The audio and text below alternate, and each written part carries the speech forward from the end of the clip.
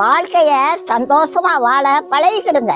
நாளைக்கு என்ன செய்வோம், நாளான்னைக்கு என்ன செய்வோம்னு கவலைப்படாதீங்க. எதிர்காலத்தை நினைச்சு கவலைப்படுறத முதல்ல விடுங்க. மரத்தை வச்சவன் தண்ணி ஊத்துவாங்க. நம்ம பூமியில மனுஷனா பிறந்தத பெரிய பாக்கியங்க. லட்சக்கணக்கான அணுக்கள் நம்மளோட ஓடி வந்ததுங்க. அந்த லட்சக்கணக்கான அணுக்கள்லயும் நீதான் வேணும், நீதான் வேணும், நீதான் வேணும்னு கடவுள் நம்மள பார்த்தாருங்க. அதனாலதாங்க நம்ம தாயின் வயிற்றுல உருவானோம். தாயின் கருவிலேயே உங்களை கண்டுபிடிச்சிட்டாருங்க. சரி, நம்ம தாய் வயிற்றுல 10 மாசம் இருந்தமே, நம்ம வேலைக்கு போய் சம்பாரிச்சா சாப்பிட்டோம்.